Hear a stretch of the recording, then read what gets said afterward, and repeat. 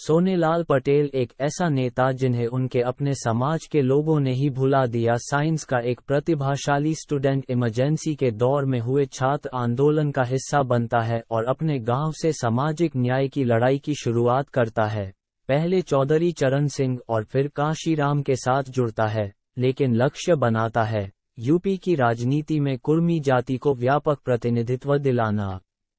10 साल वह दूसरी पार्टियों के साथ तो 14 साल वह अपनी पार्टी बनाकर संघर्ष करता है, लेकिन एक चुनाव नहीं जीत पाता है।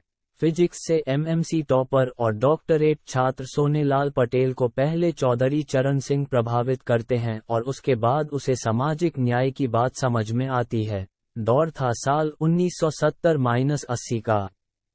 छात्र आंदोलनों के दौरान ही उसे प्रदेश की राजनीति का एक कैलकुलेशन समझ में आता है, जिसका रेफरेंस उसे साल 1954 की जाति जनगणना से मिलता है। ये कि प्रदेश में करीब 6% कुर्मी हैं, लेकिन राजनैतिक तौर पर हाशिए पर हैं।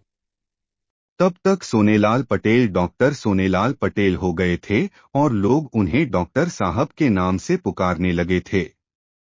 कुर्मी जाति के लोगों के पास जमीनें ठीक ठाक थीं, व्यापार ठीक था, लेकिन राजनैतिक प्रतिनिधित्व तुलना में कम था।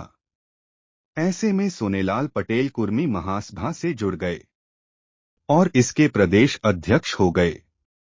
सोनेलाल पटेल कागजी पदाधिकारी नहीं थे। वह प्रदेश भर में घूम घूम कर कुर्मियों किसानों को एकजुट करने लगे। इसी बीच उनकी मुलाकात कांशीराम से हुई और वह सक्रिय राजनीति में आ गए।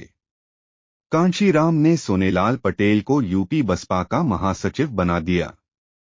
यहां से सोनेलाल पटेल ने प्रदेश में दलितों, कुर्मी किसानों को एकजुट करने का प्रयास किया।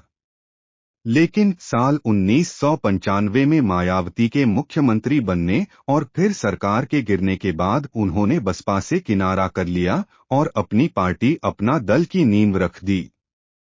सोनेलाल पटेल साइंस के स्टूडेंट रहे।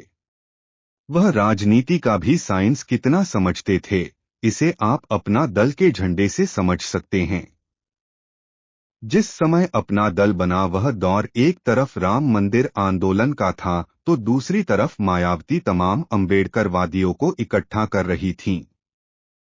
ऐसे में सोनेलाल ने भगवा और नीले 2 रंगों के साथ अपनी पार्टी का झंडा बनाया। अपना दल के गठन के बाद सोनेलाल पटेल का नया संघर्ष शुरू हुआ।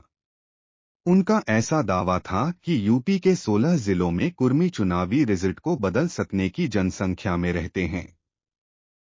इसमें मिर्जापुर, सोनभद्र, संतकबीर नगर, सिद्धार्थनगर, बस्ती, बलरामपुर, इलाहाबाद, सीतापुर, बहराइच, श्रावस्ती, कौशाम्बी, प्रतापगढ़, फतेहपुर, उन्नाव, जालौन और बरेली हैं। उनका कहना था कि इन जिलों में करीब 11% कुर्मी वोट बैंक है। इनके सरनेम पटेल, वर्मा, सचान, गंगवार, कटियार और निरंजन हैं। यहां से सोनेलाल पटेल ने पूरे प्रदेश में लगातार पार्टी का जनाधार बढ़ाने की कोशिश की। साल 2002 में उनकी पार्टी से डॉन अतीक अहमद विधानसभा पहुंचे, लेकिन इस जीत को अपना दल की जीत न मानते हुए अतीक अहमद की जीत कहा गया। सोनेलाल पटेल खुद कोई चुनाव जीत नहीं पा रहे थे, लेकिन वह लगातार पार्टी का विस्तार करने की कोशिश कर रहे थे।